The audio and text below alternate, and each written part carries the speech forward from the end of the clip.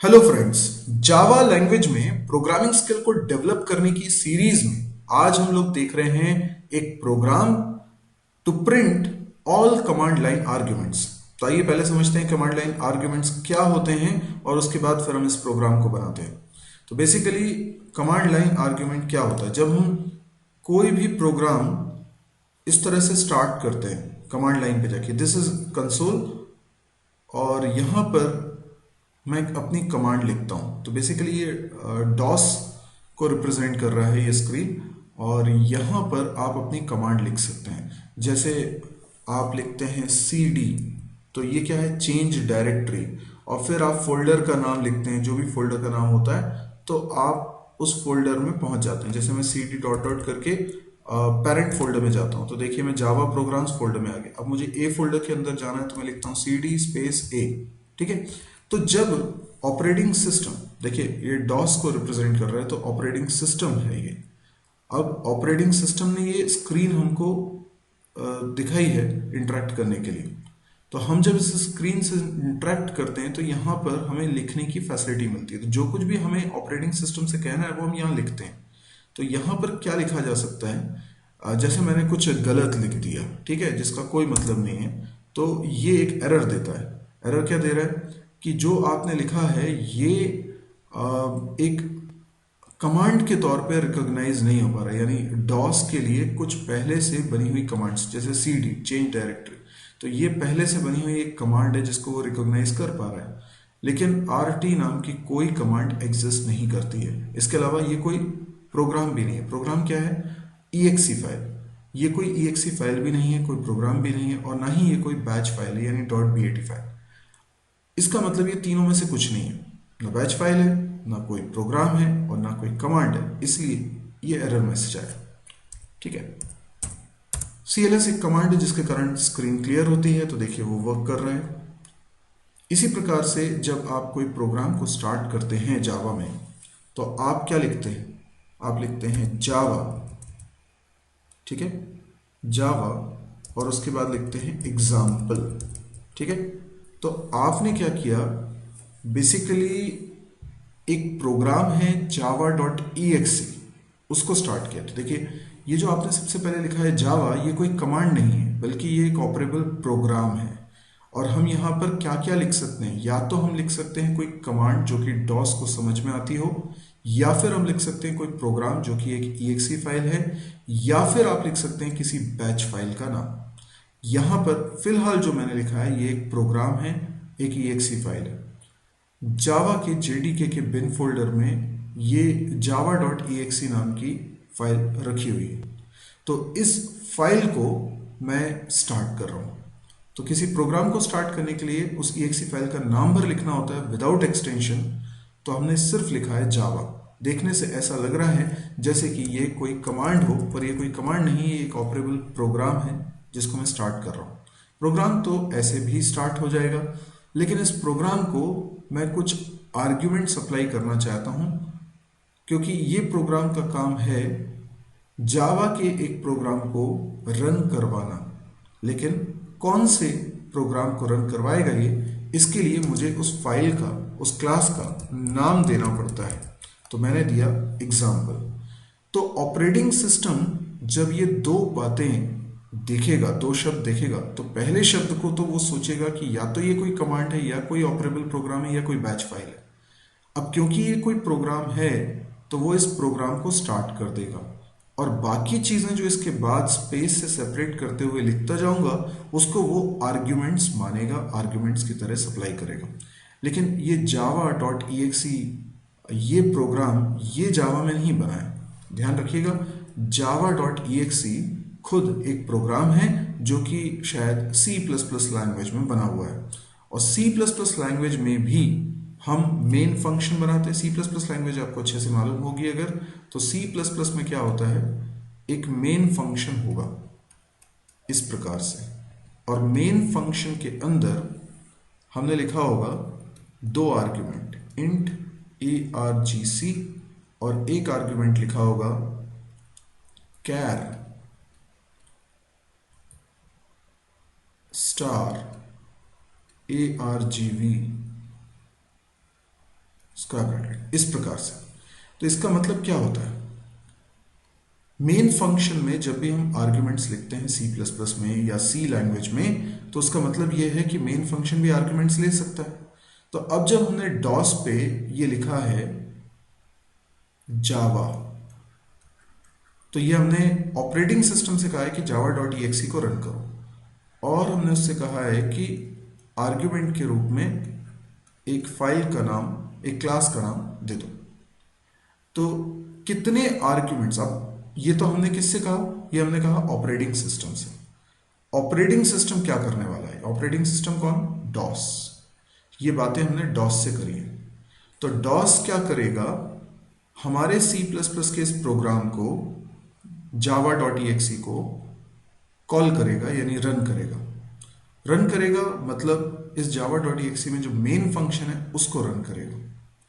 तो operating system ने java.exe जो कि सी प्लस प्लस का प्रोग्राम है उसके मेन फंक्शन को कॉल कर लिया है, उसको रन कर रहा है। जब भी किसी फंक्शन को कॉल किया जाता है, हम चाहें तो उसमें आर्ग्यूमेंट पास कर सकते हैं, और यही डॉस करने वाला है। क्योंकि मेन फंक्शन को नॉर्मली हम कॉल नहीं करते हैं, ऑपरेटिंग सिस्टम कॉल करता है। तो जब डॉस ने मेन फंक्शन को कॉल किया तो उसने क्या आर्ग्यूमेंट पास किया, पहला आर्ग्यूमेंट पास किया है एक नंबर जो कि है 2, क्योंकि 2 आर्ग्यूमेंट हो रहे हैं पास। पहला आर्ग्यूमेंट है जावा खुद और दूसरा आर्ग्यूमेंट है एग्जाम्पल, यानी ये 2 स्ट्रिंग्स हैं, एक स्ट्रिंग है जावा, एक स्ट्रिंग है एग्जाम्पल, 2 स्ट्रिंग के रूप में पास होने वाले आर्ग्यूमेंट। तो पहला जावा एज अ स्ट्रिंग, दूसरा आर्ग्यूमेंट है एग्जाम्पल। तो इस प्रकार से 2 स्ट्रिंग्स यहां पास हुई हैं और नंबर ऑफ आर्ग्यूमेंट्स इसमें पहले से मिल रहे हैं। Got it. अब ये जो मेन फंक्शन है ये जेवीएम को कॉल करने वाला है। जब ये जेवीएम को कॉल करेगा तो क्या होगा, तो ये हमारी क्लास का, हमारी क्लास कौन सी है जावा में, एग्जाम्पल, उसके अंदर मौजूद मेन फंक्शन को करेगा कॉल। ठीक है। और मेन फंक्शन में क्या पास करेगा, स्ट्रिंग्स पास करेगा। कौन सी स्ट्रिंग्स पास करेगा, यदि हम यहां पे लिखते हैं जावा एग्जाम्पल और कुछ स्ट्रिंग्स लिख देते हैं जैसे अमित, राहुल, तो ये मैंने कमांड लाइन के थ्रू ही कुछ और शब्द भी लिख दिए हैं। तो अमित और राहुल क्या है, ये 2 अलग अलग स्ट्रिंग्स हैं। तो जावा जो कि प्रोग्राम का नाम था, एग्जाम्पल जो कि जावा की क्लास थी जिसे हमें रन करवाना है, और फिर ये 2 और शब्द हमने लिखे। हम ऑपरेटिंग सिस्टम से क्या कह रहे हैं कि इन 2 शब्दों को भी एज एन आर्ग्यूमेंट पास करो। तो बेसिकली जब आपने लिखा तो यहां पे सिर्फ जावा एग्जाम्पल नहीं लिखा, आपने यहां पर अमित भी लिखा, आपने यहां पर राहुल भी लिखा। ठीक है, इस तरह से आपने 2 और स्ट्रिंग दी।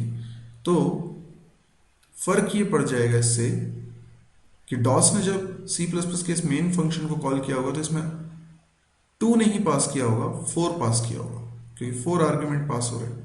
तो पहली स्ट्रिंग हो गई जावा, दूसरी स्ट्रिंग हो गई एग्जाम्पल, तीसरी स्ट्रिंग हो जाएगी अमित, और चौथी स्ट्रिंग हो जाएगी राहुल।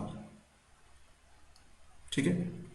अब ये मेन फंक्शन के अंदर से जेवीएम को कॉल किया जा रहा है, और जेवीएम को जब कॉल कर रहे हैं तो जेवीएम ने क्या किया, एग्जाम्पल क्लास के मेन फंक्शन को कॉल किया। ये देखिए जावा की क्लास का नाम है एग्जाम्पल और उसके अंदर मेन फंक्शन है, उसको कॉल कर रहे हैं, और उसमें एज अ स्ट्रिंग क्या पास कर रहे हैं, एक तो पास कर रहे हैं अमित और दूसरा पास कर रहे हैं राहुल। समझ में आ रहा है, यानी 2 स्ट्रिंग्स इसमें पास हो रही है। आपको ये समझना होगा कि जो पहला और दूसरा कमांड लाइन में आर्ग्यूमेंट था या वर्ड्स थे, वो जावा के प्रोग्राम में एज एन आर्ग्यूमेंट पास नहीं हो रहे, क्योंकि पहला जो वर्ड था जावा, ये सी प्लस प्लस के प्रोग्राम का नाम था, और एग्जाम्पल जावा की उस क्लास का नाम जिसको रन कराना है। तो जेवीएम जब एग्जाम्पल क्लास के मेन फंक्शन को कॉल करेगा तो उस समय जो आर्ग्यूमेंट पास करेगा वो पास करेगा जो इसके बाद लिखा हुआ है, अमित और राहुल। ठीक है, तो वैसे भले ही कमांड लाइन में ये तीसरा और चौथे नंबर का आर्ग्यूमेंट नजर आ रहा हो, और डेफिनेटली सी प्लस प्लस के मेन फंक्शन के लिए ये तीसरा और चौथा आर्ग्यूमेंट ही है, लेकिन तीसरे आर्ग्यूमेंट से जावा का पहला आर्ग्यूमेंट बनना स्टार्ट होता है। तो भले ही सी प्लस प्लस के लिए ये तीसरा आर्ग्यूमेंट हो, पर जावा के लिए पहला और ये दूसरा आर्ग्यूमेंट। और भी शब्द लिखेंगे तो तीसरा चौथा आर्ग्यूमेंट जावा के लिए बन जाएगा। तो अब मुझे क्या करना है, मुझे इस तरह के एक प्रोग्राम को बनाना है जिसमें कुछ आर्ग्यूमेंट्स यूजर कमांड लाइन के थ्रू एंटर करेगा और उसी को मुझे डिस्प्ले कराना है। तो आइए अब देखते हैं प्रोग्रामिंग किस तरीके से करेंगे। मैंने सबसे पहले लिखा क्लास एग्जाम्पल और इसके अंदर बना रहा हूं main function, public static void main string args, okay, square bracket args। ठीक है, अब यहां पर args क्या है, स्ट्रिंग टाइप का एक एरे है, और इसमें वो सारी स्ट्रिंग आ गई होंगी जो कमांड लाइन से आप टाइप कर रहे हैं। जैसे आपने यहाँ पे टाइप किया अमित और राहुल, तो अमित और राहुल ये दो स्ट्रिंग्स हैं जो JVM ने हमारी क्लास के एग्जाम्पल क्लास के मेन फंक्शन को कॉल करते हुए मेन फंक्शन को सप्लाई की। तो मेन फंक्शन को दो स्ट्रिंग मिल रही है, पहली स्ट्रिंग आएगी args 0 में और दूसरी स्ट्रिंग आएगी args 1 में। अब मुझे ये कैसे मालूम कि यूजर ने दो ही स्ट्रिंग लिखी हैं? यहाँ हो सकता है उसने एक और स्ट्रिंग दे दिया, राइट, हो सकता है तो तीन स्ट्रिंग आ जाएंगी। तो मुझे ये संख्या कैसे पता चलेगी? तो जावा में हर एक एरे के पास एक लेंथ नाम का वेरिएबल भी होता है। तो हम क्या कर सकते हैं, हम यहाँ पर एक लूप लगा सकते हैं। हमने एक वेरिएबल बनाया i और हम एक लूप लगा रहे हैं जिसमें i की वैल्यू हम 0 से इनिशियलाइज कर रहे हैं और i लेस देन चला रहे हैं args डॉट लेंथ तक। ठीक है, अब आप ये समझिए लेंथ क्या है। लेंथ एक प्रॉपर्टी है, ठीक है, जो args एरे में है। अब इसको नहीं समझ पा रहे तो इसको कुछ इस तरीके से देखिए। जावा में args जो है वो एक रेफरेंस वेरिएबल है, ठीक है, और एक्चुअल में स्ट्रिंग्स रखी हुई हैं एक अलग मेमोरी ब्लॉक में। args इसको पॉइंट कर रहा है, तो इसके अंदर रखी है पहली स्ट्रिंग दैट इज अमित, इसके अंदर रखी हुई है दूसरी स्ट्रिंग दैट इज राहुल, और अगर सुमित तीसरी स्ट्रिंग भी हम दे रहे हैं तो वो इस तीसरे एरे में। इसको आप इंडेक्स नंबर 0 बोलिए, इसको 1 बोलिए, इसको 2 बोलिए। तो जब भी आप लिखेंगे args 0 तो एक्चुअल में आप इस ब्लॉक को एक्सेस कर रहे होंगे जिसमें रखा हुआ है अमित। आप लिख रहे हैं args 1 तो आप एक्चुअल में इस दूसरे वाले ब्लॉक को एक्सेस कर रहे हैं जिसमें कि रखा हुआ है राहुल। इसी प्रकार से args 2 लिखेंगे तो आप बात कर रहे हैं सुमित की। इसके अलावा एक और वेरिएबल इसके अंदर होता है दैट इज लेंथ। और लेंथ वेरिएबल को एक्सेस करने का तरीका क्या होता है, args dot length. Length variable में ये हिसाब रहता है कि कितनी वैल्यूज इस ऑब्जेक्ट के अंदर, इस एरे के अंदर रखी हुई है। जैसे कि यहां पर 3 वैल्यूज हैं तो यहां पे लिखा जाएगा 3, ठीक है, 3 लिखा हुआ है। ओके, अब ये बात अगर अपने को समझ में आ गई है तो इसका हम फायदा उठाते हैं। यहाँ पे args डॉट लेंथ जो कि वैल्यू 3 होगी, तो मैंने लेस देन लिखा है, लेस देन इक्वल टू नहीं लिखा है क्योंकि मैं i की वैल्यू 0 से स्टार्ट कर रहा हूं, i प्लस प्लस, और ये लूप की बॉडी। इसके अंदर अब मुझे सिर्फ प्रिंट करवाना है क्योंकि हमारा प्रोग्राम जो था वो था प्रिंट कराने का जितने भी आर्ग्यूमेंट्स यूजर एंटर कर रहा है। तो मैं लिख सकता हूँ system dot out dot println और इसमें लिख देता हूँ args i। तो पहले i की वैल्यू 0 है तो args 0 प्रिंट होगा, फिर args 1 प्रिंट होगा, फिर args 2 प्रिंट होगा। अब इस प्रोग्राम को मैं कर लेता हूँ सेव और आइए इस प्रोग्राम को हम रन करते हैं। सबसे पहले तो मुझे इस प्रोग्राम को कंपाइल करना पड़ेगा, तो मैं लिखूंगा जावा सी एग्जाम्पल डॉट जावा। आप यहां पर भी इमेजिन कर सकते हैं कि जावा सी डॉट एक्स एक प्रोग्राम का नाम है जो C++ में बनाया है और उसमें एक आर्ग्यूमेंट भी हम पास कर रहे हैं दैट इज एग्जाम्पल डॉट जावा। तो इस फाइल को उसने कंपाइल किया। अब मैं इस फाइल को रन कर रहा हूं रन करने के लिए मुझे लिखना पड़ेगा जावा एग्जाम्पल, और अब मैं इसमें कुछ आर्ग्यूमेंट पास कर रहा हूँ। जैसे मैंने आर्ग्यूमेंट पास किया अमित, राहुल और सुमित। आप देख सकते हैं ये तीनों वैल्यूज प्रिंट हो रही हैं, जो इस बात का सबूत है कि हमने आर्ग्यूमेंट्स को प्रिंट करा लिया है। अगर मैं आर्ग्यूमेंट्स कुछ कम या ज़्यादा देता हूँ, जैसे इसके बाद मैं देता हूँ शमिता या देता हूँ स्वरूपा, तो देखिए यहाँ पे कुल 5 स्ट्रिंग्स प्रिंट हो गई। तो इस तरीके से कमांड लाइन से हम आर्ग्यूमेंट्स अप्लाई कर सकते हैं, जो कि जावा के मेन फंक्शन को मिलेंगे। पर ध्यान रखिएगा पहले 2 शब्द को छोड़ दे, उसके आगे से जो लिखे हुए हर एक शब्द एक स्ट्रिंग के रूप में आर्ग्यूमेंट पास हो रहा है जावा के मेन फंक्शन में। अब आई होप आपको ये प्रोग्राम समझ में आ गया होगा। ये प्रोग्राम समझने के बाद आप कमांड लाइन से किसी भी प्रकार का डेटा इनपुट लेके यूजर से और उसके बाद फिर कुछ ऑपरेशन उस पर परफॉर्म कर सकते हैं। याद रखिएगा कि कमांड लाइन से जो भी इनपुट आ रहा है वो स्ट्रिंग के फॉर्म में ही आता है, इसलिए मेन के फॉर्मल आर्ग्यूमेंट्स में स्ट्रिंग टाइप का ही एरे बना हुआ है।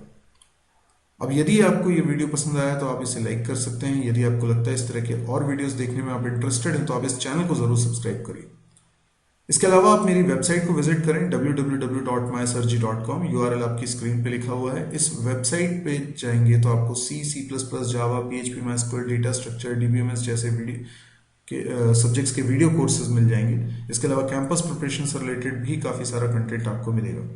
यहाँ पे थ्योरी लेक्चर्स के कोर्सेज अलग हैं और उनके प्रैक्टिकल के कोर्सेज अलग हैं। तो आप लोग अगर जावा सीख रहे हैं तो जावा का पूरा सीक्वेंस ऑफ वीडियोस आपको यहाँ इजीली मिल जाएगा, तो आपको ये समझने में दिक्कत नहीं होगी किस सीक्वेंस में आपको वीडियोस को देखना है। थ्योरी के अलावा जब आप प्रोग्रामिंग स्किल को डेवलप करना चाहते हैं तो उसके सीरीज अलग रखी हुई है, तो आप इसी साइट पे उसको भी देख सकते हैं, क्योंकि यूट्यूब पे अलग अलग चैनल्स हैं उसमें वीडियोस रखे हुए हैं। तो ये साइट एक सिंगल प्लेटफॉर्म है जहाँ पे आपको सारे वीडियोस के लिंक मिल जाएंगे, आपको अलग अलग यूट्यूब चैनल पे नहीं जाना पड़ेगा। इसके अलावा आपको ये भी बता दूं कि साइट पे डेली एक नया कंटेंट अपलोड होता है, तो आप लोग अगर इसको रेगुलर विजिट करते हैं तो रेगुलर आपको इसमें कुछ ना कुछ कंटेंट जरूर मिलेगा। कंटेंट हिंदी में है, फ्री ऑफ कॉस्ट है, तो हो सकता है बहुत लोगों के ये काम का हो, और अगर आपको लगे कि वाकई में ये किसी के काम आ सकता है तो प्लीज़ इसको फेसबुक वॉल पे शेयर ज़रूर करिएगा, या फिर व्हाट्सएप के ज़रिए अपने दोस्तों को बताइए या मौखिक रूप से बताइए। Thank you.